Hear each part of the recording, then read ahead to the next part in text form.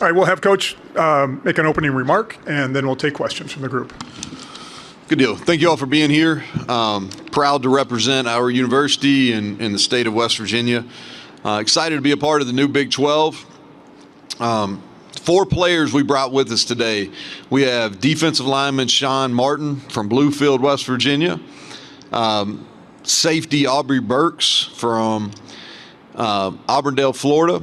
And Garrett Green, quarterback from Tallahassee, Florida, and then Wyatt Milam from Canova, West Virginia. So glad that they're here representing our team. They're about the right things. Also joined by what we feel like is the best communication group in the country, and 2 of our cheerleaders and the best mascot in college football. So excited about the 24 season.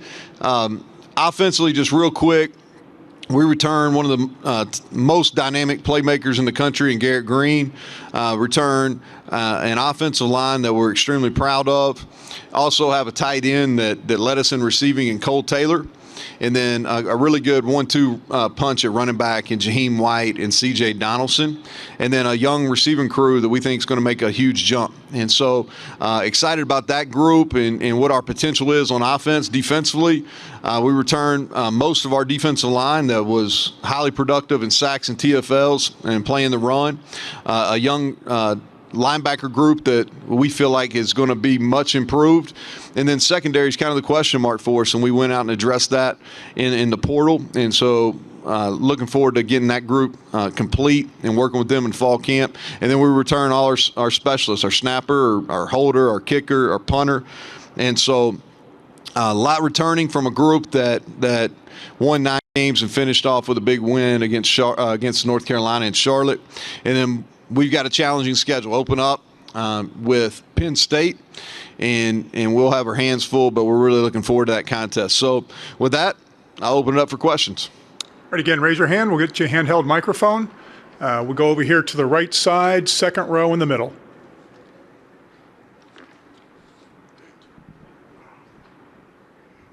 All right, Kenneth Berry, Touchdowns and Tangents Media. Coach, what's been easier for you to kind of develop with this program? The character of your team, you know, when adversity hits and when it doesn't, or just their identity going into the season? Yeah, I think I'll speak from a program perspective more so than this team, because this team, I think, is to be determined. I think the character piece is a lot of that happens through recruiting and making sure you have processes and systems in place to make sure that you're bringing in the right type of individual and people with character, and then you try to develop that character once they're on campus.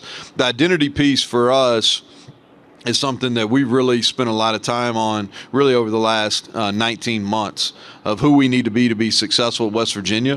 We felt like we found that. And our team has bought into it, and more importantly, our leadership of our team is we're going to be a tough unit that's really disciplined, that plays smart football, and we do those things with an underdog mentality, with a chip on our shoulder.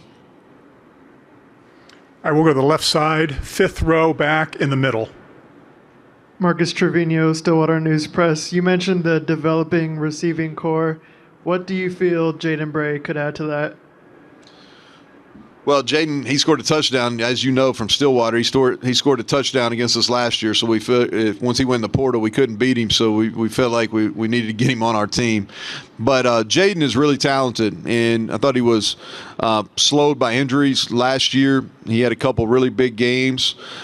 He's a tremendous human being, first of all. So he's been a great addition to our locker room.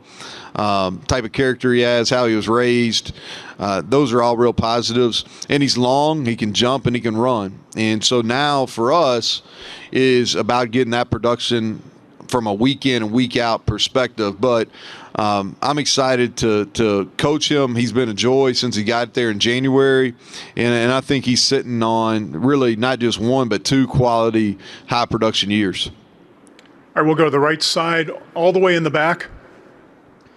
Coach Jackson Schneider, KSAL Radio, Salina, Kansas. You mentioned a minute ago doing things with kind of a chip on your shoulder, and that's kind of how you've pushed this program forward. I remember last year you kind of had that same mindset about being picked towards the bottom of the league, and I'm curious how your team responded to that sort of attitude and using it to win 9 games in a bowl game.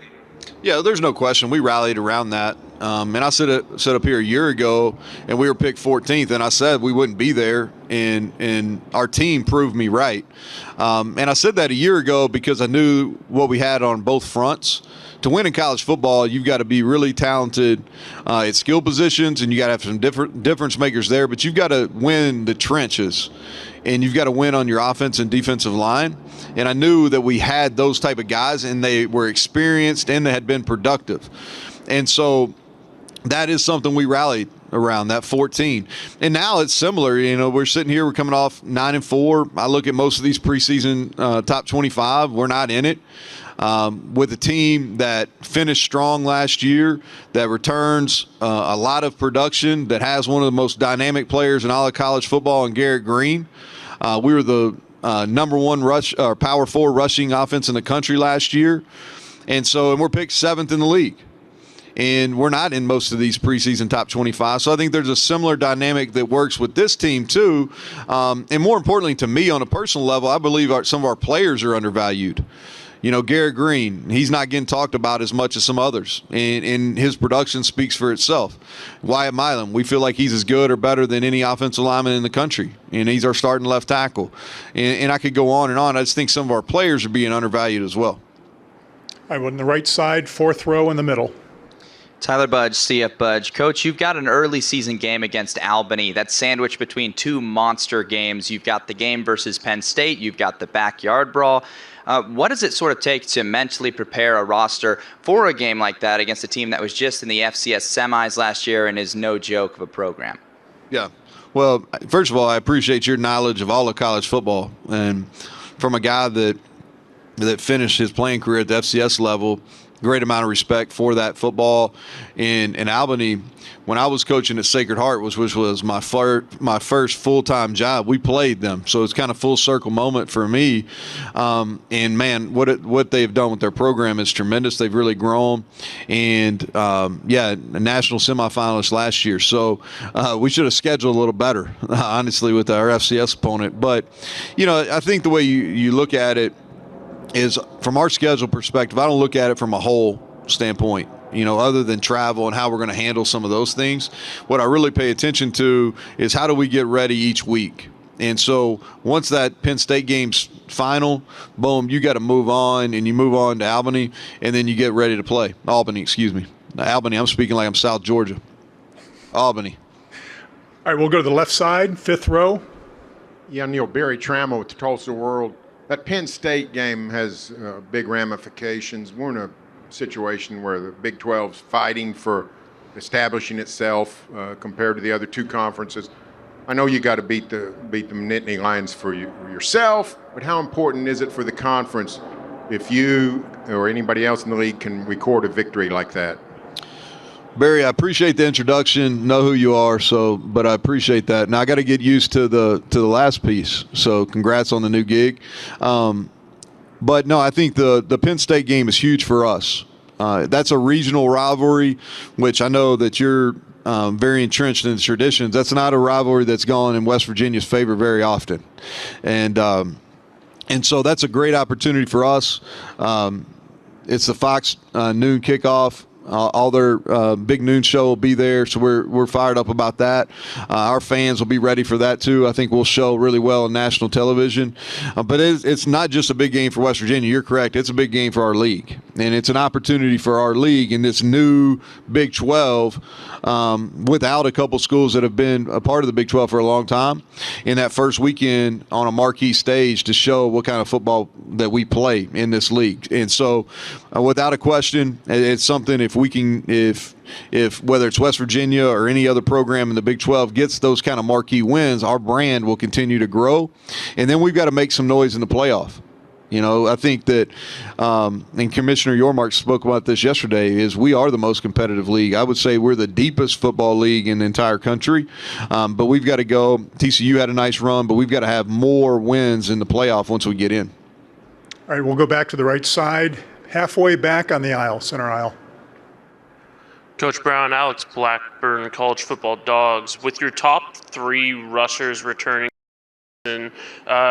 are you going to split carries similar to how you did last season, giving the dynamicism as you talked earlier about Garrett Green, and how you're going to split carries this season?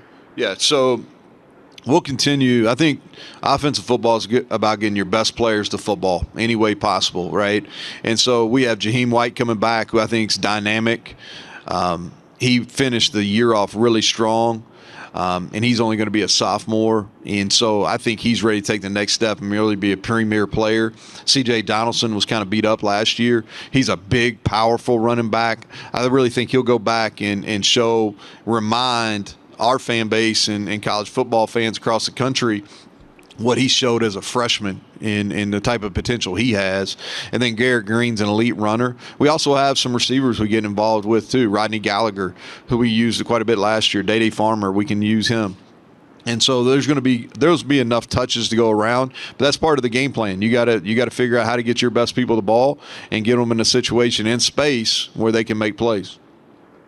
Okay, stay on the right side, second row in the middle. Kenneth Berry, touchdowns and tangents. Coach, obviously NIL's blowing up all over the place. How have you managed to use NIL and the players in general to kind of strengthen relationships locally? Like, obviously, you probably have a favorite restaurant, favorite whatever. Like, how have you managed to bridge that gap with NIL and getting the community to invest in the players more? Yeah, I wish it was as simple as just a local concept, right? It's I think you got to think big picture on this. And from an NIL standpoint, from a head coaching perspective, it's money in and money out. And we're tasked with a lot of the money coming in. And so, I've grown in that realm of how to do it and how to be productive in it. And also I think it's about figuring out what people are, and I'm talking about donors and supporters of your program, who's wanting to help in what areas, right? There's some that are really interested in NIL. There's some that are really interested in facilities. And you got to figure out which people to go to. And that takes a little bit of time. And that takes but there's definitely a fundraising piece to the NIL that I don't know if anybody's arrived at it, but we feel like that we're in a better rhythm. And then for your players, these are opportunities. Like everything you do in life is about relationships. And what we talk about is if you can garner those relationships, you can build those relationships, then it's only going to increase your value while you're at West Virginia and beyond. Do we have any further questions for Coach? All right, seeing none, that'll do it. Coach, thank you for your time. Yep. Thank you all. Again, appreciate y'all being here. And y'all must think a little bit better of us this year. We had a few more questions, so I appreciate that. All right.